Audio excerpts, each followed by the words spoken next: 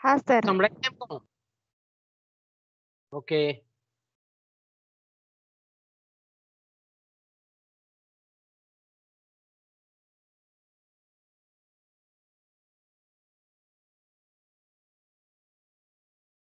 તો બાળકો આપણે ગઈકાલે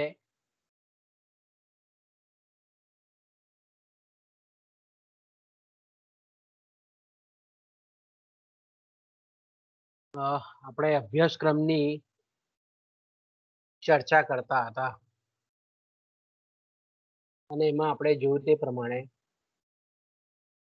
કે આપણું જે પેપર 5 છે સમગ્રલક્ષી અર્થશાસ્ત્ર 1, સમષ્ટિલક્ષી અર્થશાસ્ત્ર 1 કે જેનું આપણે જે નામ છે એ છે નાણું અને બેન્કિંગ, એના અભ્યાસક્રમની આપણે ગઈકાલે ચર્ચા કરતા હતા અને એમાં આપણે ચોથા ટોપિક પર આવેલા હતા, એકમ નંબર 4 પર. અને એકમ નંબર જે 4 આપણો જે છે પેપર 5માં, નાણું અને બેન્કિંગમાં, એ જે છે તે કેન્દ્રીય બેંક, બરાબર, કેન્દ્રીય બેંક જેને આપણે મધ્યસ્થ બેંક કહીએ છીએ, અને બીજું જે છે એનું હેડિંગ વેપારી બેન્કિંગ, એટલે વ્યાપારી બેંકો જેને આપણે કહીએ છીએ. તો સામાન્ય રીતે મધ્યસ્થ બેંક એ આપણે ગઈકાલે ચર્ચા કરી તે પ્રમાણે કે કોઈ પણ દેશની જે નાણાં વ્યવસ્થા છે એના સંચાલનની જે જવાબદારી છે તે દેશની મધ્યસ્થ બેંકના હાથમાં હોય છે. એટલે સમગ્ર જે બેન્કિંગ માળખું છે એ માળખાનું સંચાલન એ દેશની મધ્યસ્થ બેંક, જેને આપણે કેન્દ્રીય બેંક કહીએ છીએ, જેને આપણે શિખર બેંક તરીકે પણ ઓળખીએ છીએ, જેને આપણે ટોચની બેંક તરીકે પણ ઓળખીએ છીએ. તો મધ્યસ્થ બેંક જે છે એ મધ્યસ્થ બેંકના ઘણા બધા કાર્યો છે. કે દાખલા તરીકે ચલણી નાણું છાપવાનું એક કાર્ય છે, સરકારના પ્રતિનિધિ તરીકેનું કાર્ય છે, પછી બેંકોની બેંક તરીકેનું કાર્ય છે, પછી વિદેશી હુંડિયામણના એક સંગ્રાહક તરીકેનું એનું કાર્ય છે. તો આપણે એમ કહીએ કે મધ્યસ્થ બેંકના ઘણા બધા કાર્યો છે. એ પૈકીનું એક અગત્યનું કાર્ય જે છે એ છે શાખ નિયંત્રણનું કાર્ય.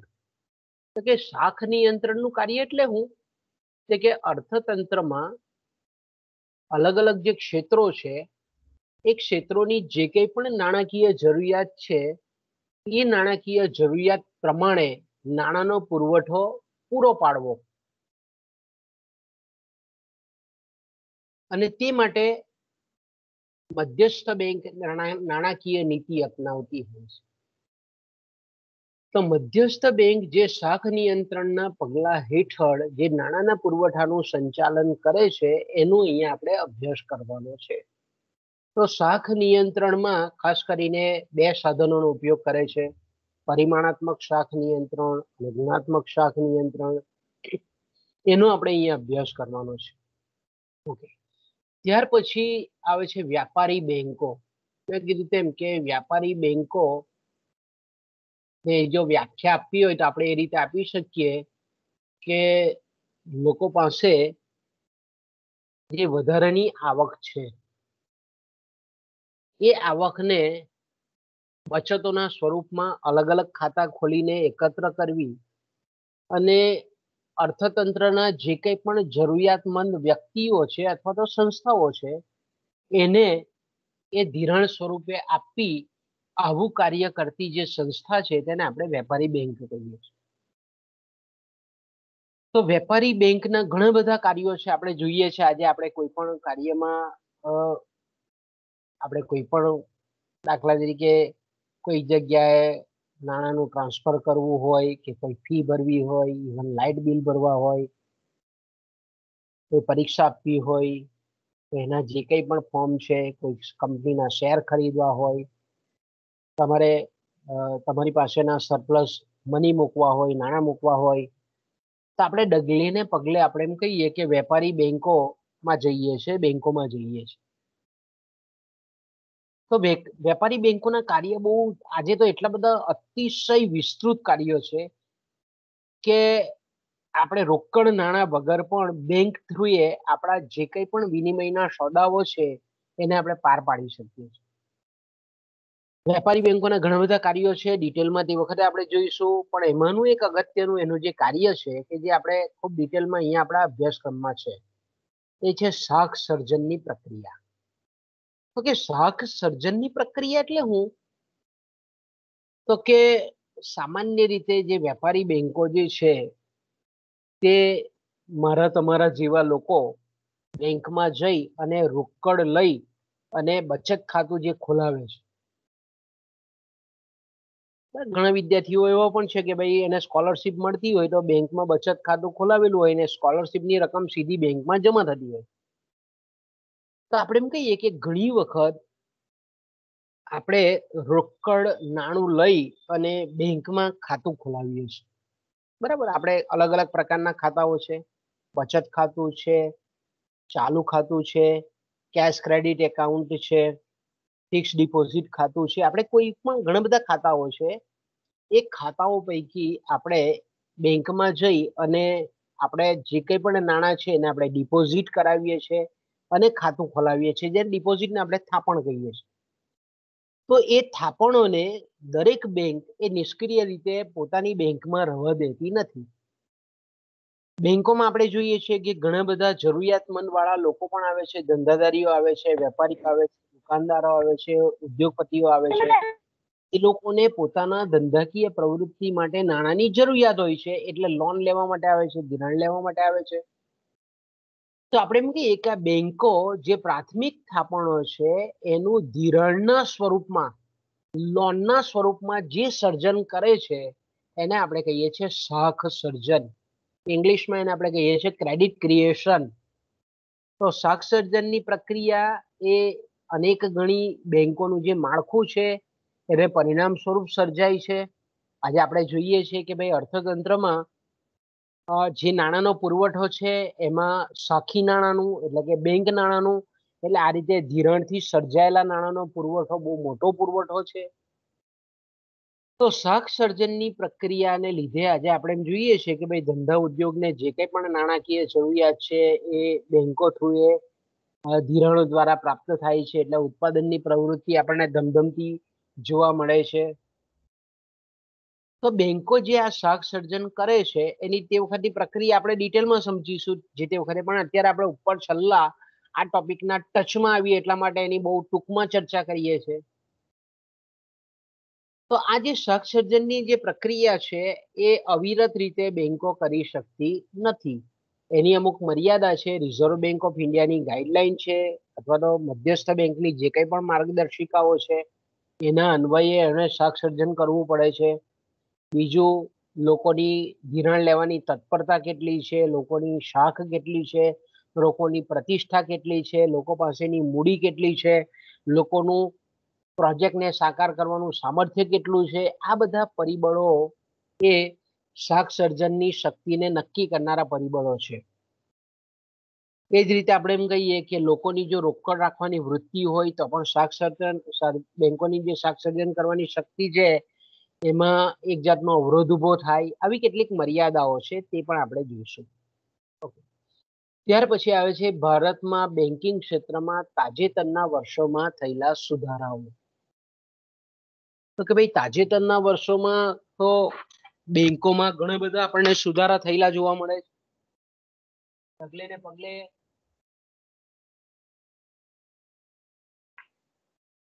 આપણે જોઈએ છે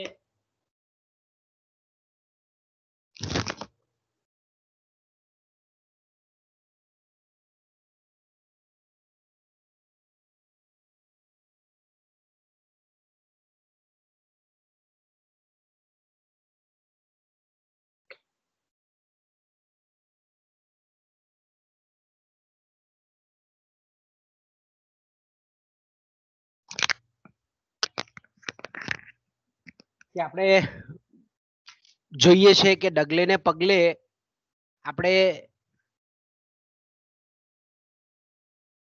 બેંકોમાં સુધારણા થતી જોવા મળે છે.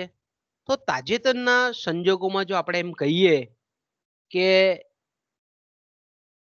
તાજેતરના વર્ષોમાં બેન્કિંગ ક્ષેત્રમાં આપણે એમ કહીએ ને કે પહેલાની જે પરંપરાગત પ્રણાલીકાગત બેન્કિંગ હતી એ બેંકોની તુલનામાં આધુનિક સમયમાં આપણે જો કહીએ તો બહુ મોટા ધરમૂળથી થયેલા ફેરફારો આપણે જોઈ શકીએ. દાખલા તરીકે આપણે એમ કહીએ કે પહેલા નાના નગરોમાં કે નાના ગામડાઓમાં બેંકોની શાખા હતી નહીં, પણ આજે આપણે એમ કહીએ છીએ કે મધ્યસ્થ બેંક દરેક બેંકોને ફરજ પાડે છે કે ભાઈ ગ્રામીણ ક્ષેત્રમાં પણ અને આવા જે નાના નાના નગરો છે એ નગરોમાં પણ બેંકોની શાખાઓ નાખો. એ જ રીતે આપણે એમ કહીએ કે બેંકોએ બચતના દરો છે, વ્યાજના દરો છે, ધિરાણપણના દરો છે, એના પર અમુક અંશે પહેલા જે ચુસ્તતા હતી રિઝર્વ બેંક ઓફ ઇન્ડિયાની એમાં પણ ઘણી બધી લિબર્ટી આપી. અને આપણે જોઈ શકીએ છીએ કે બેંકો પોતાની રીતે વ્યાજના દરો અમુક મર્યાદા સુધી એ વધારી શકે છે, ઘટાડી પણ શકે છે. તો આ એક અત્યારનો તાજેતરનો સુધારો છે.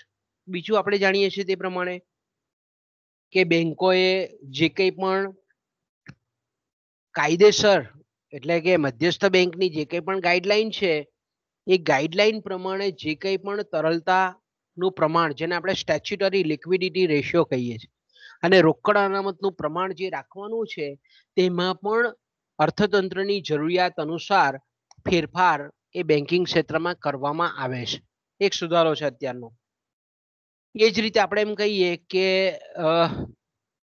જે કંઈ પણ બેંકોની અંદરની જે અસ્કયામતો છે એ અસ્કયામતોનું જે વર્ગીકરણ છે અને જે આવકની માન્યતા છે એ માટેના નવા ધોરણો પણ નક્કી અત્યારે કરવામાં આવેલા છે. જે કંઈ પણ પ્રોફિટ એન્ડ લોસ એકાઉન્ટ છે, નફા નુકસાન ખાતું છે અને પાકું સરવૈયું છે એ અંગેની આપણે એમ કહીએ કે વર્તમાન જે નવા ફોર્મના સ્વરૂપમાં આંકડાકીય માહિતી એકત્ર કરવામાં પણ મધ્યસ્થ બેંકે સુધારણા દાખલ કરેલી છે બેંકોમાં. એટલે આપણે એમ કહી શકીએ કે એવા આપણે એમ કહીએ કે હિસાબો રાખવામાં પરિવર્તન કર્યું છે કે જેથી કરીને ખોટ કરતી બેંકોના પારદર્શિતા ખોટ કરતી બેંકોના જે આંકડાઓ છે એમાં એક જાતની પારદર્શિતા આવે, એમાં ટ્રાન્સપરન્સી આવે એવા તાજેતરના વર્ષોમાં સુધારા કરવામાં આવેલા છે. એ જ રીતે આપણે એમ કહીએ કે મૂડી પર્યાપ્તતાનું ધોરણ એટલે ખાસ કરીને જે અસ્કયામતો છે એના જોખમના ભારાંકને અનુલક્ષીને આ મૂડી પર્યાપ્તતાનું ધોરણ હાંસલ કરવાનું હોય છે. એ જે તે વખતે આપણે ડિટેલમાં જોઈશું, પણ મૂડી પર્યાપ્તતાના ધોરણોમાં પણ પરિવર્તન કરવામાં આવેલું છે. એ જ રીતે આપણે બીજો તાજેતરનો જો સુધારાની વાત કરીએ આપણે બેન્કિંગ ક્ષેત્રમાં તો આપણે એમ કહી શકીએ કે મૂડી બજારમાંથી બેંકોને જરૂરિયાત હોય તો શેર બહાર પાડીને નાણાકીય ભંડોળ ઊભું કરી શકે છે. બીજું આપણે જાણીએ છીએ તે પ્રમાણે મેં કીધું તેમ કે ગ્રામ્ય કક્ષાએ નવી શાખા શરૂ કરવાની હોય તો એ શાખા શરૂ કરવાની છૂટ આપે છે. અમુક ખોટ કરતી શાખાઓ છે તેને બંધ કરવાની પણ ઇઝીલી મંજૂરી આપે છે. વિશિષ્ટ પ્રકારની શાખાઓ પણ શરૂઆત કરવાના છે. દાખલા તરીકે મોટી કોલેજ હોય તો એમાં મોટી કોલેજમાં પણ બેંક, યુનિવર્સિટી કક્ષાએ બેંક સ્થાપવાની મંજૂરી પણ વર્તમાન સમયમાં મધ્યસ્થ બેંક આપે છે. એટલે વિશિષ્ટ કાર્ય હેતુસર પણ શાખાઓ સ્થાપવાની, સ્થળ બદલવાની છૂટ અત્યારના સંજોગોમાં આપવામાં આવે. પહેલા બહુ અઘરું હતું બધું. પહેલા બહુ જ આપણે એમ કહીએ કઠિન હતું આ બધું. તાજેતરના વર્ષોમાં બેન્કિંગ ક્ષેત્રમાં આપણને જબરજસ્ત સુધારા થયેલા જોવા મળે છે. એ જ રીતે આપણે જાણીએ છીએ તે પ્રમાણે કે એક્સિસ બેંક છે, એચડીએફસી બેંક છે, સેન્ચુરિયન બેંક છે, યશ બેંક છે, કોટક મહેન્દ્ર બેંક છે, આઈડીએફસી છે, આઈસીઆઈસીઆઈ છે, આવી ખાનગી બેંકોને પણ સ્થાપવાની છૂટ આપી. પહેલા નહીં હતી આવી છૂટ.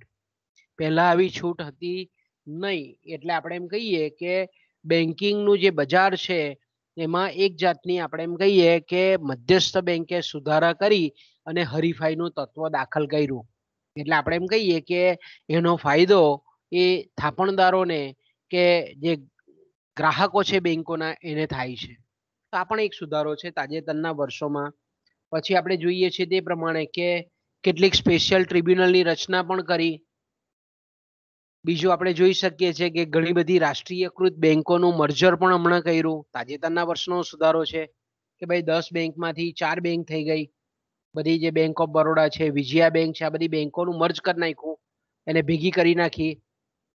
એ જ રીતે પંજાબ નેશનલ બેંક છે, તેની સાથે ઓરિએન્ટલ બેંક ઓફ કોમર્સ છે, યુનાઇટેડ બેંક ઓફ ઇન્ડિયા છે, કેનરા બેંક છે, સિન્ડિકેટ બેંક છે, આ બધી બેંકોને એક કરી નાખી. તો આ પણ એક તાજેતરનો સુધારો છે. એ જ રીતે યુનિયન બેંક છે, તેની સાથે આંધ્ર બેંક છે, કોર્પોરેશન બેંક છે, એનું પણ આપણે એમ કહીએ કે મર્જર કરવામાં આવ્યું. ઇન્ડિયન બેંક છે, અલ્હાબાદ બેંક છે. ટૂંકમાં આપણે એમ કહીએ કે તાજેતરના વર્ષોમાં ઘણા બધા ગતિશીલ સુધારાઓ એ આપણને બેન્કિંગ ક્ષેત્રમાં જોવા મળે છે. એ જ રીતે આપણે એમ કહીએ કે ઘણી બધી આધુનિક જે આપણે એમ કહીએ કે ફેસિલિટી, બરાબર, કે દાખલા તરીકે આપણે એમ કહીએ કે ડેબિટ કાર્ડ છે, ક્રેડિટ કાર્ડ છે, ઈ બેન્કિંગ, મોબાઈલ બેન્કિંગ, આ બધી સુવિધા પણ અત્યારની બેંકો આપણને આપે છે.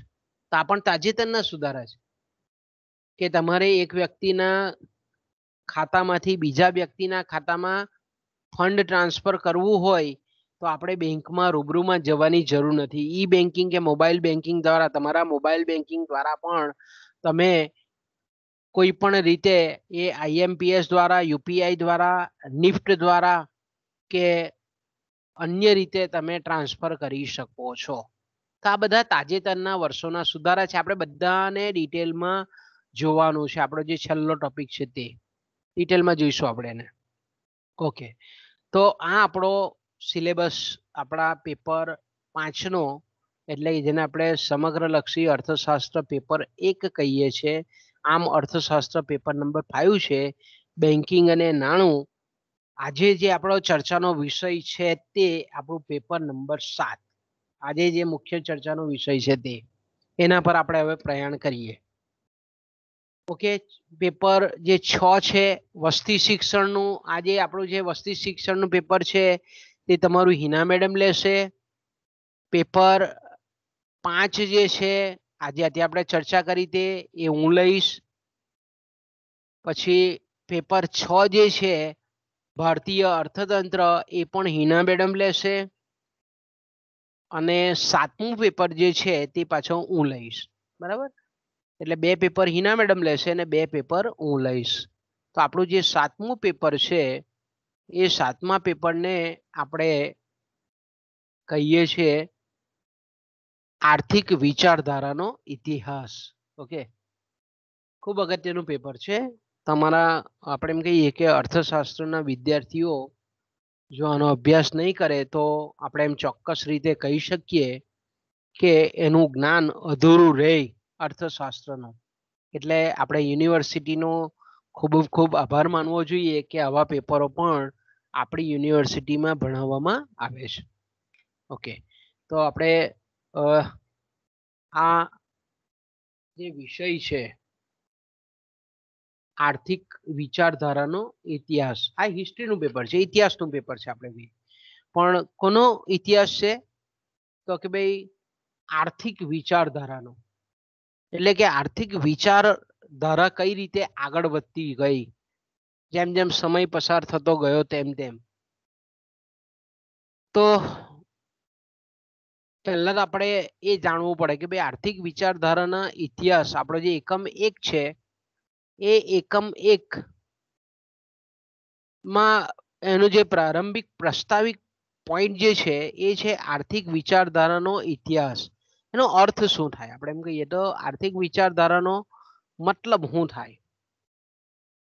તો આપણે ખૂબ સારી રીતે કહી શકીએ કે આર્થિક વિચારધારાનો ઇતિહાસ જે છે એની પોતાની જો વ્યાખ્યા આપણે જો કહેવી હોય તો આપણે એમ કહી શકીએ કે આર્થિક વિચારધારાનો ઇતિહાસ એ આર્થિક વિચારોના વિકાસની વિવેચનાત્મક સમજૂતી છે, સમીક્ષાત્મક સમજૂતી છે, જે આર્થિક વિચારધારાના ઉદ્ભવ સ્ત્રોતોને અને આંતર સંબંધોને અને એના પ્રગટીકરણની છણાવટ કરે છે. પહેલા આપણે જોઈએ છે, પહેલાનો સમય જોઈએ આપણે, પ્રાચીન સમય, તો આવા કોઈ અલગ વિચારો હતા નહીં. બરાબર. પ્રાચીન સમય એટલે આપણે, તમે વિચાર કરો કે ભાઈ આપણે રામાયણ છે, મહાભારત છે, કે એના પહેલાના વિચારો વેદોક્ત સમયમાં, તો આવા કોઈ અલગ જ્ઞાનની શાખાઓ હતી નહીં. અર્થશાસ્ત્ર, સમાજ, આપણે જાણીએ છીએ તે પ્રમાણે કે કુલ વસ્તીનું પ્રમાણ ખૂબ ઓછું હતું. અત્યારે જેટલો મોડર્ન સમય તે વખતે હતો નહીં. આપણે એમ કહીએ કે લોકોનું જીવન કેવું હતું, સાદું જીવન હતું. અને મોટે ભાગે આપણે એમ કહીએ કે આર્થિક પ્રવૃત્તિનું ક્ષેત્ર એ ખેતી હતું. એટલે લોકોનું જીવન ઓછું હતું, લોકોની જરૂરિયાત ઓછી હતી, અને એની સામે આપણે એમ કહીએ કે પ્રાકૃતિક સંપત્તિ ઘણી બધી હતી. પ્રાચીન સમયની જો વાત કરીએ આપણે, ત્યારે કુલ વસ્તીનું પ્રમાણ ઘણું ઓછું હતું ને કુદરતી સાધન સંપત્તિ વિપુલ હતી. એટલે બહુ પ્રશ્ન નડતા નહીં હતા, અને પ્રશ્ન ઊભા થતા હતા તો એનું સોલ્યુશન તરત જ થઈ જતું હતું. પણ મેં કીધું તેમ કે જેમ જેમ જેમ જેમ માણસનો સમાજ એટલે કે વસ્તીમાં વધારો થયો, જનસંખ્યામાં વધારો થયો, એટલે ધીરે ધીરે ધીરે આપણે જાણીએ છીએ તે પ્રમાણે કે સમસ્યા પણ વિકટ થતી ગઈ. અને જે તે સમયની જે કંઈ પણ સમસ્યાઓ વિકટ થઈ એના માટેના ઉકેલની નીતિ રીતિ પણ શોધાઈ તે વખતે. એ રાજકીય ક્ષેત્ર હોય, સામાજિક ક્ષેત્ર હોય કે આર્થિક ક્ષેત્ર હોય. તો આપણે એમ કહીએ કે જે તે સમયે જે કંઈ પણ સમસ્યાઓ, પ્રશ્નો ઊભા થયા એના ઉકેલની પદ્ધતિઓ શોધાય, એની નીતિ રીતિઓ શોધાય, એના ઉકેલના માર્ગોનું સર્જન થયું. અને એ રીતે ધીરે ધીરે ધીરે ધીરે આપણે જાણીએ છીએ તે પ્રમાણે કે સમાજ એ ઉત્તર ગતિશીલ બન્યો, પ્રગતિશીલ બન્યો, વિકસિત બન્યો. હવે અહીંયા આવે છે પ્રશ્ન આપણો આર્થિક વિચારધારા. તો કે ભાઈ જે રીતના અન્ય પ્રશ્નો હતા એ રીતે આર્થિક પ્રશ્નો પણ જે તે સમયે જે તે સમાજના વર્ગને ઊભા થયેલા હતા. પહેલાના સમયમાં મેં કીધું તેમ પ્રાચીન સમયમાં કે લોકોની જરૂરિયાતો ઓછી હતી, એટલે પ્રાથમિક જરૂરિયાતો હતી એ લોકોની, એટલે વસ્તુ વિનિમય પ્રથા દ્વારા, પરસ્પર વ્યવહાર દ્વારા એ સંપન્ન થતી હતી. પણ ધીરે ધીરે ધીરે આપણે જાણીએ છીએ તે પ્રમાણે કે માનવ સમાજનું વિસ્તરણ થયું, માનવ જરૂરિયાતો વધવા માંડી, અને પરિણામ સ્વરૂપ આપણે એમ કહીએ કે આર્થિક પ્રશ્નો એ સવિશેષ ઊભા થવા માંડ્યા, આર્થિક પ્રશ્નો ગહન બનવા માંડ્યા. પહેલા જે માનવી આત્મનિર્ભર હતો તે ઓછો થવા માંડ્યો, અને પરિણામ સ્વરૂપ આપણે એમ કહીએ કે માનવ જરૂરિયાતો વધવાને લીધે આર્થિક સમસ્યાઓ જટિલ બની. એટલે આપણે એમ કહીએ કે એના ઉકેલ માટે ધીરે ધીરે ધીરે નવા ને નવા આર્થિક વિચારો અસ્તિત્વમાં આવ્યા. તો જે તે સમયે આર્થિક પ્રશ્નોના નિવારણ માટે જે કંઈ પણ ઉકેલો શોધાયા, જે કંઈ પણ સિદ્ધાંતો શોધાયા, જે કંઈ પણ થિયરીઓ શોધાઈ, જે કંઈ પણ પદ્ધતિઓ શોધાઈ, એને સમગ્રતયા આપણે આર્થિક વિચારધારાનો ઇતિહાસ કહીએ છીએ. આર્થિક વિચારધારાનો ઇતિહાસ એટલે આપણે એમ કહીએ કે આર્થિક વિચારોના ઉદ્ભવ અને વિકાસ અને તેના આંતર સંબંધો પ્રત્યેની વિચારણા. એટલે આપણે એમ કહી શકીએ બીજા અર્થમાં કે આર્થિક વિચારધારાનો ઇતિહાસ એ માનવ વિચારો જેટલો જ જૂનો છે, પ્રાચીન છે. કારણ કે માનવીની આર્થિક પ્રવૃત્તિ એ પ્રાચીન કાળથી સંકળાયેલી છે. તો આપણે એમ કહી શકીએ કે છેલ્લા 2500 વર્ષના સમયગાળા દરમિયાન ઘણા બધા વિચારો કેવું કહે છે કે ભાઈ 2500 વર્ષના સમયગાળામાં જે કંઈ પણ આર્થિક વિષય પર લગતા જે કંઈ પણ વિચારકો છે એની વિરાસત એટલે આર્થિક વિચારધારાનો ઇતિહાસ. ઓકે. તો કે ભાઈ આર્થિક વિચારધારાનો ઇતિહાસ જે છે એનું વિષય વસ્તુ, એનું જેને આપણે કાર્યક્ષેત્ર કહીએ છીએ, એનું અભ્યાસ ક્ષેત્ર કેટલું છે? તો કે આપણે આદિકાળથી વર્તમાન કાળ સુધી તમામને આપણે એના અભ્યાસ ક્ષેત્રમાં આવરી લેવું પડે, કારણ કે ઇતિહાસ છે. અતથી એટલે ઇતિહાસ શરૂઆતથી માંડીને અત્યાર સુધીનો જે સમયગાળો છે તેને આપણે આર્થિક વિચારધારાનો ઇતિહાસ કહીએ છીએ. પણ અભ્યાસની સરળતા ખાતર આર્થિક વિચારધારાનો ઇતિહાસ છે તેને આપણે કાળાનુક્રમ અનુસાર, એટલે કે સમયગાળા અનુસાર એને આપણે અલગ અલગ ટાઈમ સ્લોટમાં વેચીએ છીએ. અલગ અલગ આપણે તબક્કા એને આપણે સરળતાથી સમજી શકીએ એટલે એને આપણે અલગ અલગ રીતે વહેંચીએ છીએ. તો એમાં આપણે એમ કહીએ કે સૌથી પહેલા જે વિચારો આપણે જે આપણા અભ્યાસક્રમમાં આવે છે તે પ્રમાણે, તો કે પ્રાચીન આર્થિક વિચારધારા સૌથી પહેલી કઈ આવે છે? પ્રાચીન આર્થિક વિચારધારા. તો કે ભાઈ પ્રાચીન આર્થિક વિચારધારા, તો કે ભાઈ દરેક દેશોની પ્રાચીન સમયમાં આર્થિક વિચારધારા કઈ કેવી હતી એનો સમગ્રતાએ અભ્યાસ કરીએ છીએ આપણે અહીંયા. કે ભાઈ પ્રાચીન સમયમાં આર્થિક વિચારધારા કેવી હતી, લોકોની માન્યતા કેવી હતી, નાણાં વિશેની પરિકલ્પના કેવી હતી, વસ્તુઓનું સમાધાન કેવી રીતે થતું હતું, જરૂરિયાતોની પૂર્તતા કેવી રીતે થતી હતી, આ બધા જે વિચારો છે પ્રાચીન સમયમાં, તે વખતે મૂડી કોને કહેવાતી હતી, સંપત્તિ કોને કહેવાતી હતી, જાહેર મિલકત કોને કહેવાતી હતી.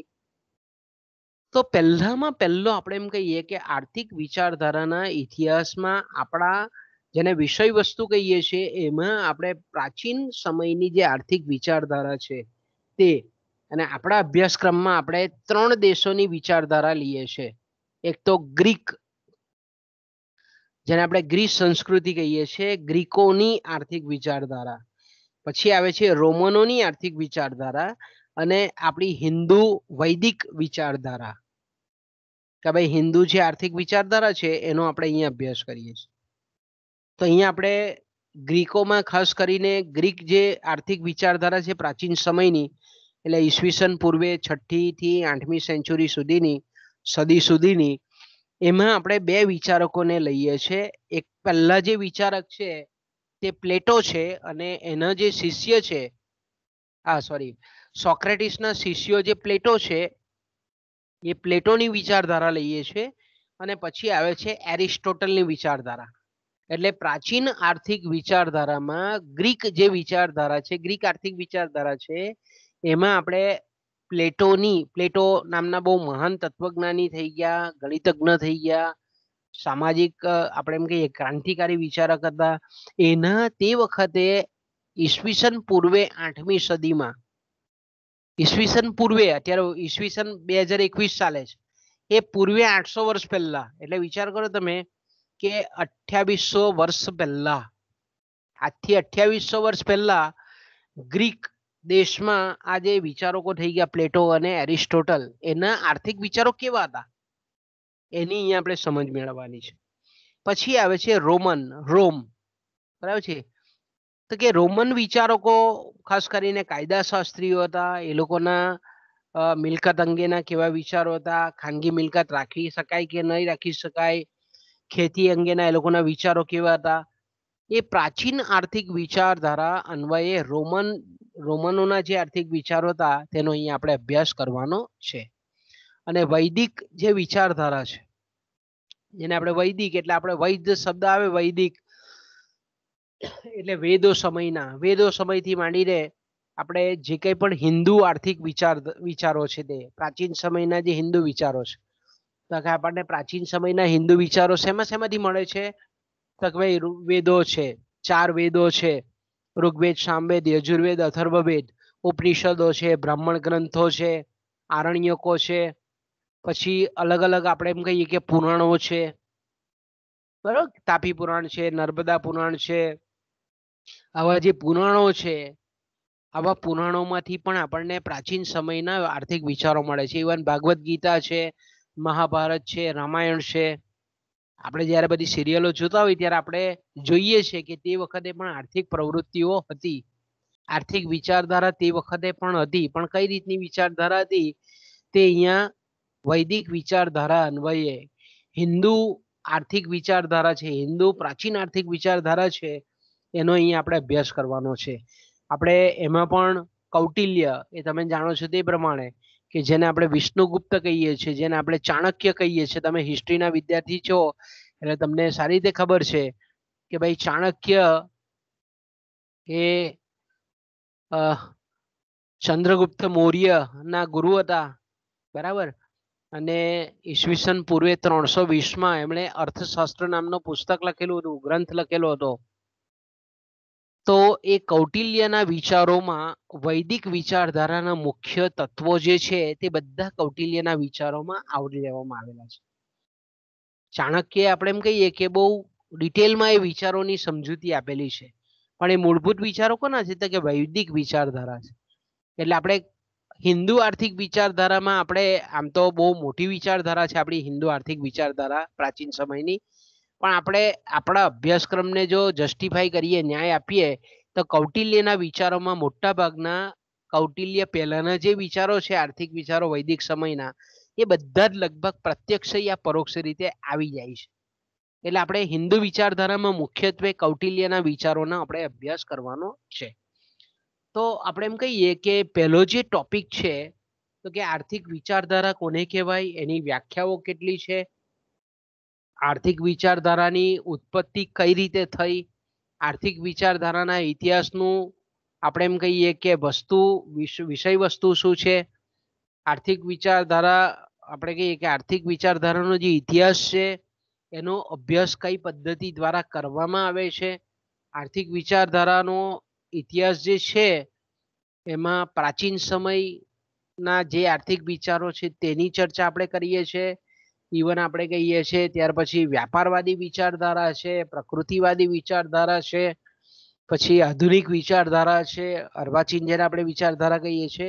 આ બધાનો સમાવેશ, એટલે આપણે એમ કહીએ છીએ ટૂંકમાં કે આર્થિક વિચારધારાનો ઇતિહાસ એટલે પ્રારંભ કાળથી વર્તમાન કાળ સુધી આર્થિક વિચારોના વિકાસના અભ્યાસને આપણે સમગ્ર રીતે આર્થિક વિચારધારાના ઇતિહાસ તરીકે ઓળખવામાં આવે છે.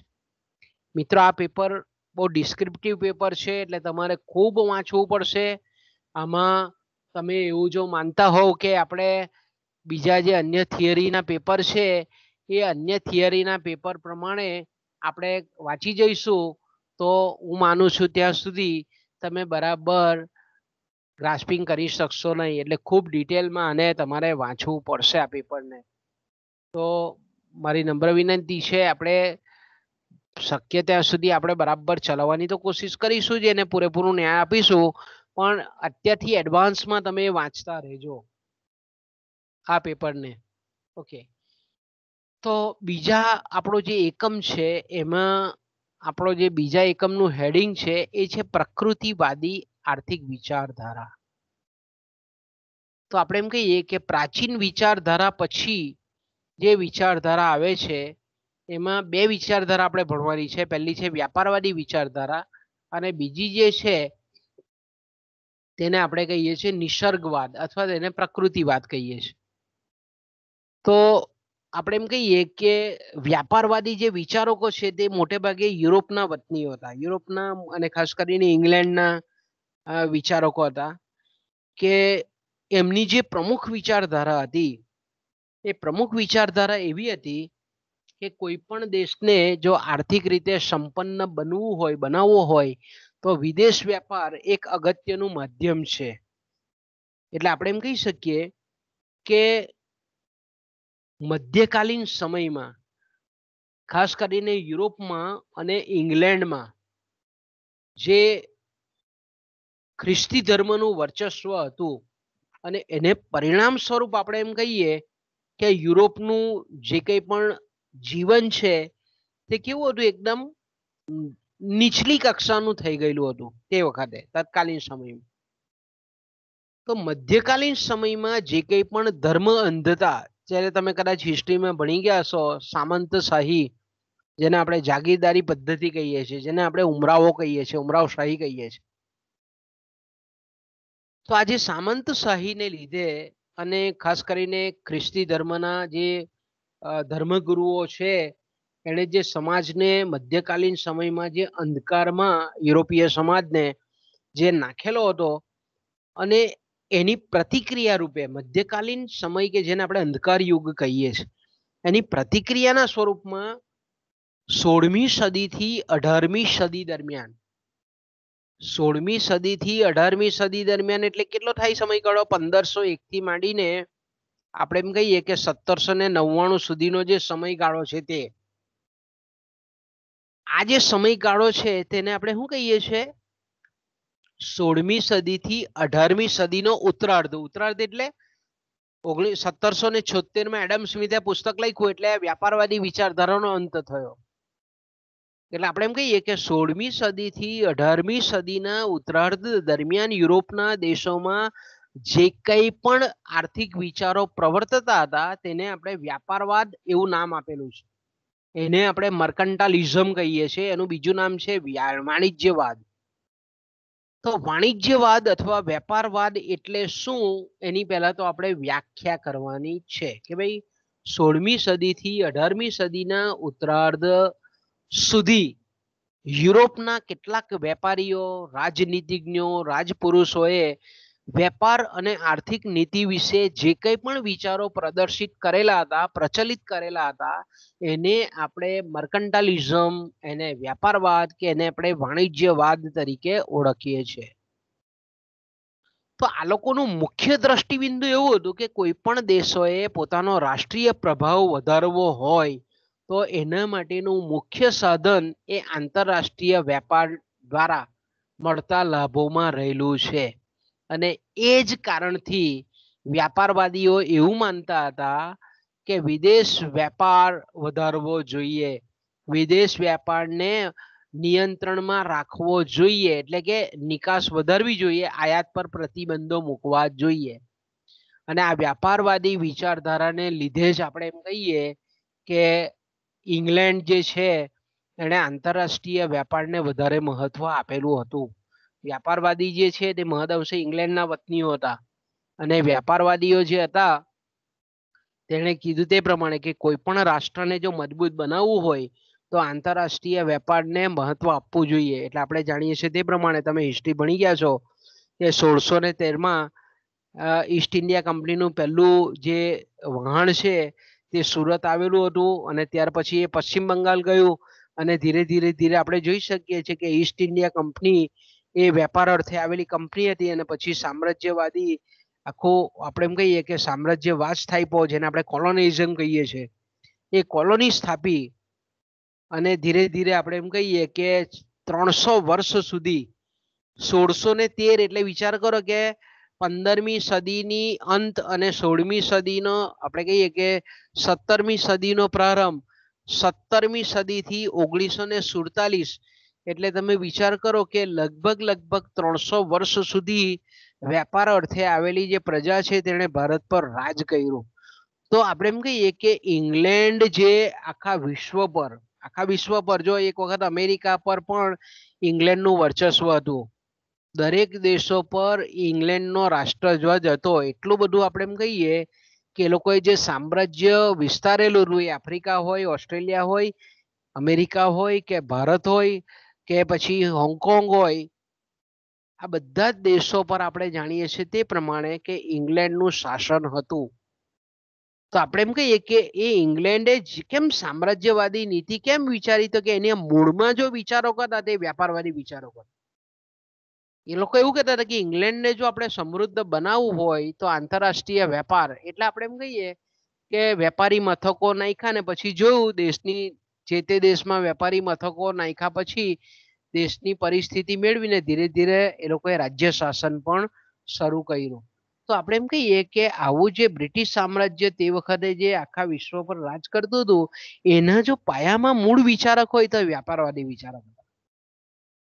એટલે વ્યાપારવાદી વિચારકો આપણે જાણીએ છીએ તે પ્રમાણે કે 16મી થી 18મી સદી દરમિયાન ઇંગ્લેન્ડમાં ગમે તે રીતે સંપત્તિ એકત્ર કરવી, મૂલ્યવાન ધાતુનો ખજાનો ગમે તે રીતે એકત્ર કરવો એવી વિચારધારાવાળા વિચારકો હતા. તો આપણે એમ કહીએ કે વ્યાપારવાદનો અર્થ વ્યાપારવાદને જન્મ આપનારા પરિબળો અથવા તો વ્યાપારવાદના ઉદ્ભવના પરિબળો, વ્યાપારવાદનું પતન કયા કારણોસર થયું છે તે એની ચર્ચા અહીંયા આપણે કરવાની છે. અને વ્યાપારવાદી વિચારક થોમસ મન ના જે વિચારો છે એ થોમસ મનના વિચારોને આપણે એક ટૂંકનોંધ સ્વરૂપે અહીંયા ભણવાની છે. તો આપણા એકમ નંબર 2 નું જે મુખ્ય હેડિંગ છે પ્રકૃતિવાદી આર્થિક વિચારધારા, એનો પહેલો જે સબ પેટા વિભાગ છે મર્કન્ટાલિઝમ વાણિજ્યવાદ કે વ્યાપારવાદ, અને બીજો જે વિભાગ છે તેને આપણે નિસર્ગવાદ કહીએ છીએ, એને આપણે પ્રકૃતિવાદ કહીએ છીએ. બીજા અર્થમાં એને નિસર્ગ પંથ તરીકે પણ ઓળખવામાં આવે છે અને એને ઇંગ્લિશમાં કહીએ છીએ ફિઝિયોક્રેસી. શબ્દ છે ફિઝિયોક્રેસી, ફ્રાન્સનો શબ્દ છે. આ ફિઝિયોક્રેસી જે શબ્દ છે તે કયો છે? ફ્રાન્સનો શબ્દ છે. પ્રકૃતિવાદ એને આપણે ફિઝિયોક્રેસી કહીએ છીએ. તો ઘણી વખત પરીક્ષામાં તમને પૂછે કે ફિઝિયોક્રેસીના ઉદય માટેના કારણો આપો. ફિઝિયોક્રેસી એટલે શું? નિસર્ગ પંથ એટલે શું? પ્રકૃતિવાદ એટલે શું? નિસર્ગવાદ એટલે શું? તો આના ઘણા બધા નામો છે. તો આપણે જાણીએ છીએ તે પ્રમાણે કે ફ્રાન્સમાં ખાસ કરીને 18મી સદીનો જે સમગ્ર ગાળો હતો, એટલે એક બાજુ જે વ્યાપારવાદી વિચારકો હતા એ વ્યાપારવાદી વિચારકોની જે વ્યાપારવાદી નીતિ હતી એ સમગ્ર યુરોપના દરેક દેશોમાં પ્રવર્તમાન હતી તત્કાલીન સમયમાં, 16મી સદીથી માંડીને 18મી સદીના ઉત્તરાર્ધ સુધી. પણ આપણે જાણીએ છીએ તે પ્રમાણે કે વ્યાપારવાદી વિચારધારાનો ઇંગ્લેન્ડમાં જે આપણે એમ કહીએ કે એનો જે વિરોધ ઉભો થયો ઇંગ્લેન્ડમાં જ, પોતાના ઇંગ્લેન્ડમાં જ, કે વ્યાપારવાદી નીતિ એ કેટલી નુકસાન કરતા છે, અને વ્યાપારવાદી વિચારધારાનો વિરોધ કરીને એક નવો વિચારકોનો વર્ગ ઇંગ્લેન્ડમાં ઉભો થયો, તેને આપણે પ્રશિષ્ટ અર્થશાસ્ત્રીઓ કહીએ છીએ. પણ વ્યાપારવાદી વિચારકોના વિરોધી વિચારો ફ્રાન્સમાં જે ઉભા થયા એને આપણે નિસર્ગવાદ કહીએ છીએ. તો પ્રકૃતિવાદ કે નિસર્ગવાદ એ એવું કહેવા માંગે છે કે વ્યાપારવાદી વિચારધારાને લીધે ફ્રાન્સમાં જે કંઈ પણ કડક નીતિ નિયમો હતા અને ખેતી ક્ષેત્રને એકદમ નબળું બનાવી દીધેલું હતું. વ્યાપાર અને ઉદ્યોગ ક્ષેત્રને જે મહત્વ વ્યાપારવાદીઓ આપેલું હતું એને લીધે કૃષિ ક્ષેત્ર જે અગત્યનું ક્ષેત્ર હતું એકદમ મૃતપાય થઈ ગયેલું હતું. એટલે આ મૃતપાય થઈ ગયેલું હતું એટલે એ ખેતી ક્ષેત્રનું પુનઃ મહત્વ સ્થાપિત કરવા માટે અને વ્યાપારવાદી વિચારધારાનો વિરોધ કરવા માટે આપણે ફ્રાન્સના જે 2 વિચારકો હતા અગત્યના, ફ્રાન્સવા કેવેને અથવા તો એને ક્વેઝન તરીકે પણ ઓળખવામાં આવે છે, ફ્રાન્સવા ક્વેઝન અથવા કેવેને, અને બીજા છે રોબર્ટ જેક તુર્ગો. એમણે આ જે વિચારધારા નવી રજૂ કરી એને આપણે નિસર્ગવાદ કહીએ છીએ. તો જે રીતે વ્યાપારવાદના જન્મ આપનારા પરિબળો છે એમાં ધર્મ સુધારણા છે, વ્યાપારવાદી વિચારધારાને જન્મ આપનારા, એવી જ રીતે આપણે એમ કહીએ કે નિસર્ગવાદના ઉદય માટેના પણ કેટલાક પરિબળો છે, એના કારણો છે, એની આપણે અહીંયા ચર્ચા કરવાની છે. હવે આપણે એમ કહીએ કે નિસર્ગવાદને આપણે ફિઝિયોક્રેસી કહીએ છીએ. આપણે કહીએ ને ડેમોક્રેસી, લોકશાહી. ડેમોક્રેસી શબ્દ કેવો છે તો કે ફ્રેન્ચ ભાષા પરથી ઉતરી આવેલો શબ્દ, સોરી ગ્રીક ભાષા પરથી ઉતરી આવેલો શબ્દ ડેમોક્રેસી. ડેમો એટલે લોકો અને ક્રેસી એટલે કારભાર, લોકો દ્વારા થતો કારભાર એટલે આપણે ડેમોક્રેસી કહીએ છીએ, લોકશાહી કહીએ છીએ. લોક એટલે પબ્લિક, સામાન્ય લોકો. તો એવી રીતે અહીંયા નિસર્ગવાદ એટલે ફિઝિયોક્રેસી. ફિઝિયો એટલે નેચર, પ્રકૃતિ, ક્રેસી એટલે રાજ્યનો કારભાર. તો આપણે એમ કહીએ કે ફિઝિયોક્રેસી એટલે કુદરત, નિસર્ગ, પ્રકૃતિ દ્વારા ચાલતું રાજ્ય. પ્રકૃતિવાદ અથવા નિસર્ગવાદ એટલે હું તો કે જે નિયમો કુદરતના છે એ કુદરતના નિયમો અનુસાર જ્યારે રાજ્ય ચાલતું હોય તો તેને આપણે કહીએ છીએ ફિઝિયોક્રેસી. એટલે પ્રકૃતિનું રાજ્ય. બીજા અર્થમાં આપણે એમ કહીએ કે સ્ટેટ ઓફ નેચર, નેચરનું સ્ટેટ જે છે તે. એટલે આપણે એમ કહી શકીએ કે આવી વિચારધારામાં જે માનનારાઓ છે નિસર્ગવાદમાં, પ્રકૃતિવાદમાં, ફિઝિયોક્રેસીમાં માનનારા જે વિચારકો છે તેને આપણે પ્રકૃતિવાદીઓ કહીએ છીએ, એને આપણે નિસર્ગપંથીઓ કહીએ છીએ. તો નિસર્ગપંથીઓમાં મેં કીધું તેમ કે પહેલા જે હતા ઇંગ્લિશમાં એને ફિઝિયોક્રેટો તરીકે પણ ઓળખવામાં આવે છે. ફિઝિયોક્રેટો એમાં મેં કીધું તેમ કે પહેલા છે કેવેને, બીજા છે રોબર્ટ જેક તુર્ગો, પછી વિન્સે ગુડને, મિરાબો, મિર્સિયર, રિવિએરા, ડુપા, બોદો, ત્રોશા. એના નામ બધા બહુ ઓડ છે કારણ કે ફ્રેન્ચ નેમ છે આ બધા. પરીક્ષામાં પૂછાય છે કે કોઈ પણ 4 પ્રકૃતિવાદી, નિસર્ગવાદી, નિસર્ગપંથી વિચારકોના નામ આપો તો તમારે આ બધા નામ ગોખવા પડે, અત્યારથી યાદ રાખવા પડે કે વ્યાપારવાદીઓના કયા કયા નામો છે, નિસર્ગવાદીઓના કયા કયા નામો છે, વ્યાપારવાદીઓએ કઈ કઈ આર્થિક વિચારધારા આપેલી છે એની પણ અહીંયા આપણે સમજ મેળવવાની છે. એ જ રીતે નિસર્ગવાદી જે વિચારકો છે, નિસર્ગપંથીઓ છે, એ લોકોએ કયા કયા આર્થિક વિચારો આપેલા છે એ આપણે સમજવાના છે. તો એમણે પહેલો જે વિચાર આપેલો છે એ છે નેચરલ ઓર્ડર. એને આપણે કહીએ છીએ પ્રાકૃતિક વ્યવસ્થા. એને આપણે શું કહીએ છીએ?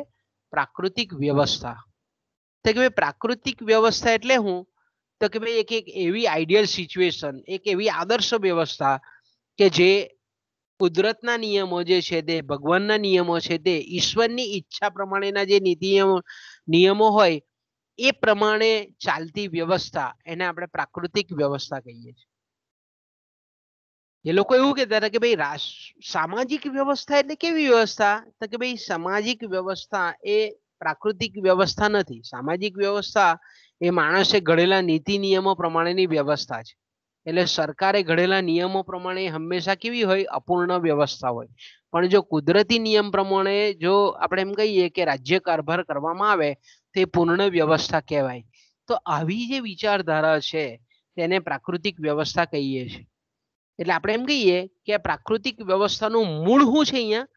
તો કે ભાઈ સમાજના જે કંઈ પણ પરિબળો જે છે, જે કંઈ પણ બળો છે, જે કંઈ પણ ફોર્સિસ છે, એ જે રીતે કામ કરતા હોય તેમને કામ કરવા દો. એમાં કોઈ જાતનો સરકારનો કે રાજાનો કોઈ પણ જાતનો હસ્તક્ષેપ હોવો જોઈએ નહીં. એટલે એને જે માર્ગે જતા હોય તે માર્ગે જવા દો. એને આપણે કહીએ છીએ લેઝિસ ફેર, લેઝિસ પેશર. એને આપણે કહીએ કે ફ્રેન્ચ ભાષામાં શું કહેવામાં આવે છે? એને લેઝિસ ફેર. એટલે આ શબ્દ ઉઠાવ્યો કોણે? એડમ સ્મિથે. એડમ સ્મિથનું જે આપણે એમ કહીએ કે અર્થશાસ્ત્રમાં પ્રદાન છે એના મૂળ વિચારોમાં કોણ હતું? તો કે આ પ્રકૃતિવાદી વિચારકો હતા. તો એણે એવું કીધું કે અર્થતંત્રમાં નિસર્ગવાદીઓએ કે અર્થતંત્રમાં પ્રાકૃતિક પરિબળો જે રીતે વર્તે છે, જે રીતે કુદરતમાં આપોઆપ પોતાનું ગુરુત્વાકર્ષણ બળથી પોતાનું સ્થાન ધારણ કરે છે, એ રીતે આર્થિક પરિબળોને પણ મુક્ત રીતે વિચરવા દો. એ આપોઆપ જ પોતાનું સ્થાન ગ્રહણ કરી લેશે. એટલે એમાં રાજ્યએ કે સરકારે કોઈ પણ આયોજન, આર્થિક નીતિ, કોઈ પણ અંકુશો કે કોઈ પણ નિયંત્રણો મૂકવાની જરૂર નથી. તો આ પ્રકારની જે વિચારધારા હતી તેને આપણે પ્રાકૃતિક વ્યવસ્થા કહીએ છીએ. એને આપણે બીજા અર્થમાં કહીએ તો સ્વૈર વિહારી પદ્ધતિ કહીએ છીએ.